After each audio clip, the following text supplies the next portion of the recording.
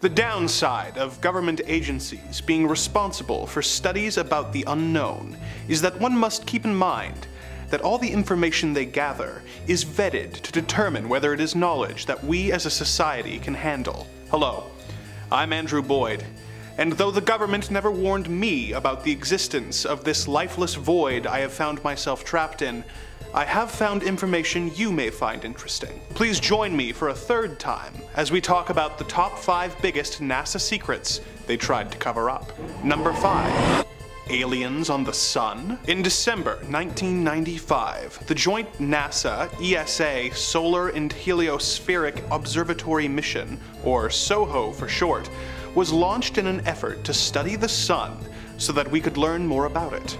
SOHO has allowed us to study the Sun inside out, helping us to learn about its internal structure, its extensive outer atmosphere, and the powerful solar winds that blow across our solar system. SOHO was integral in proving once and for all that the Sun does not in fact wear a giant pair of sunglasses, as has been implied by several children's art projects. SOHO captures images across several different spectrums of light, most of which are then made available for public consumption on the internet. Most of these images are pretty innocuous, but sometimes someone will see something that can't be explained, proving that sometimes staring at the Sun can be beneficial.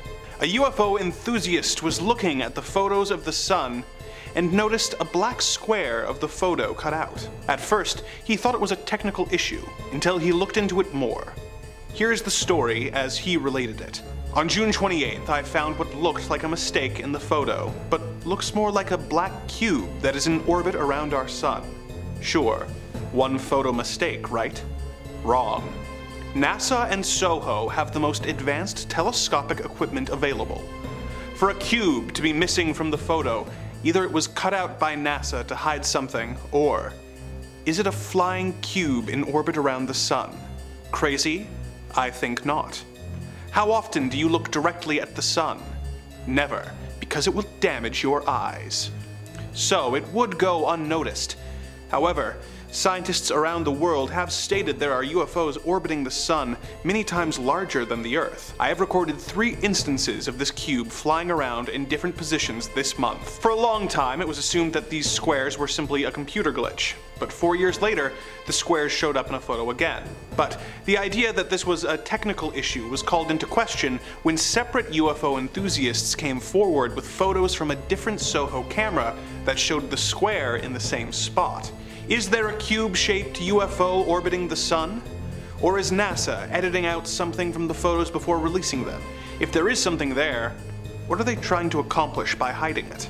Number 4. Neil Armstrong's alien encounter. On July 20th, 1969, history was made as the Apollo 11 lunar module landed on the Moon, allowing its crew members, Neil Armstrong and Buzz Aldrin, to become the first humans to ever walk on the Moon. It was a landmark day for humanity, and Neil's first steps on the Moon were broadcast on television, where it was witnessed by over 650 million viewers. During his moonwalk, he had access to 2 radio channels. One that would let everything he said be broadcast both to television and mission control, and another that would allow him to speak only to mission control.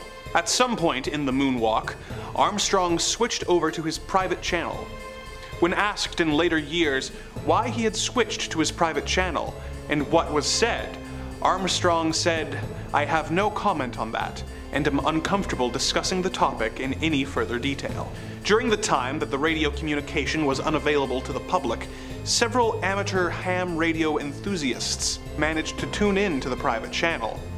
The following quotes from the incident have been corroborated by hundreds of unrelated operators who were all tuned in at the time. "I say that there were other spaceships. Those are giant things. No, no, no, this is not an optical illusion. No one is going to believe this. They're here, under the surface. We saw some visitors. They were here for a while observing the instruments. I say that there were other spaceships. They're lined up in the other side of the crater. My hands are shaking so badly I can't do anything. Film it. God, if these cameras have picked up anything, what then? I didn't have any film at hand. 3 shots of the saucers, or whatever they were, that were ruining the film. They've landed here. There they are, and they're watching us. In the years since, this was denied by Armstrong and NASA, but Buzz Aldrin did say there was at one point an unknown object tracing their path to the moon. Were some of the over 650 million beings watching the moon landing visitors from another world? We may never know for sure. Number 3. NASA cutting the live feed. Another of NASA's crown jewels is the International Space Station, which, as the name suggests, was built with the collaboration of other countries in an effort to collect data and therefore raise our understanding of the universe and our place in it. The International Space Station broadcasts a live stream that anyone on the internet can watch. But sometimes the feed is lost. Sometimes this feed going down feels somewhat convenient. On July 9th, 2016, the live feed showed a bright glowing object falling into view of the camera. Just as the object is about to get into a more viewable position, the feed dropped, and a message came on screen claiming that technical issues had caused the feed to cut out. One YouTuber grabbed the footage and uploaded it. In the caption of the video, he states that it wasn't necessarily an alien craft and very well could have been a meteor, but the fact that the feed was cut just before the camera could broadcast a clear look was inherently suspicious. A spokesperson for NASA came forward saying the feed being cut was not a deliberate act, explaining that the station regularly passes out of range of the tracking and data relay satellites used to send and receive video, and telemetry from the station. For video, whenever we lose signal, the cameras will show a blue screen or a preset video slate. This explanation, of course, did little to appease the people of the internet, who had already decided that the feed was cut in an intentional effort to prevent the regular people of Earth from learning about visitors from another planet. But as far as explanations from government agency goes, this is one of the better ones I've heard. Number 2. The MJ-12 documents. When John F. Kennedy was made President of the United States in 1960, he quickly developed a reputation of not being a fan of the intelligence community. He believed that certain information should be shared with the people they were governing, and perhaps even more surprisingly, felt that some information should be shared with their Soviet counterparts in the interest of developing a relationship and de-escalating the Cold War in the aftermath of the Cuban Missile Crisis. He apparently drafted and sent a memorandum in 1963, 2 weeks before his death, that requested that NASA initiate broader cooperation with the USSR in their outer space and lunar landing programs. Part of this document says that NASA would have to share classified UFO secrets with the Soviets. It has been claimed that the idea of sharing this information with an enemy state was the last straw for the intelligence community, all of whom apparently formed together to pool information and plans in a group called the Majestic 12, which was supposedly formed by President Truman in 1947 to deal with UFO activity. In documents that had apparently been saved from a fire known as the MJ-12 documents, it is stated that Kennedy has been making inquiries about the Majestic 12's activities that cannot be allowed. The document goes on to talk about how the issue should be handled, saying that when conditions become non-conducive for growth in our environment, and Washington cannot be influenced any further, the weather is lacking any precipitation, and it should be wet. Well, for a layman, this is more confusing than anything. It may be clear when you consider that wet work is a euphemism for assassination. It should of course be noted that official government agencies claim that these documents are forgeries, but it's not like an intelligence agency partially responsible for the death of a president is going to verify documents that supposedly implicate that same government agency. Was President Kennedy killed for trying to force NASA to share information of UFOs with the Soviet Union? If these documents are authentic, it would certainly seem to be the case. Number 1. The Apollo 8 confirmation. The original goal of the 1968 Apollo 8 mission was to be the first craft to leave low orbit and fly in an elliptical medium Earth orbit.